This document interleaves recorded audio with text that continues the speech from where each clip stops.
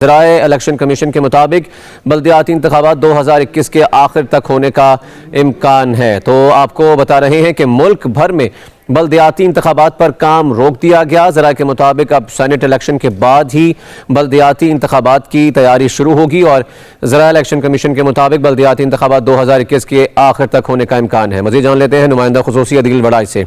अदील बड़ाइच बताएगा क्या वजूहात हैं जिसकी वजह से ये डिले हुए इलेक्शन। हाँ जी, चारों सूबों में बल्दियाती इंतखाबात पर काम रोक दिया गया है। ज़राए इलेक्शन कमीशन ये बताते हैं कि सेनेट इलेक्शन के बाद ही बल्दियाती इंतखाबात की तैयारी शुरू होगी, यानी ये तैयारी ही मार्च के बाद शुरू होगी और इस वजह से बल्दियाती इंतखाबात 2021 के आखिर तक होने का इम्कान है। ज़राए इलेक्शन कमीशन ये भी बताते हैं कि मुल्क भर में हल्का बंदियों का अमल जो है ये मुकम्मल तौर पर रुक चुका है। उसकी बड़ी वजह यह है कि एक तो कोरोना की सूरत हाल है, सूबों की जानिब से अदम ताउन सामने आ रहा है और कानूनी मसाइल के बायस इंतखाबात जो हैं ये मुलतवी करने की वजह बनी है। सिंध में मरदमशुमारी के जो नताइज हैं, ऐसे पीपल्स पार्टी और सिंध हुकूमत जो है मरदमशुमारी के सरकारी नताइज आने तक चैलेंज कर चुकी है।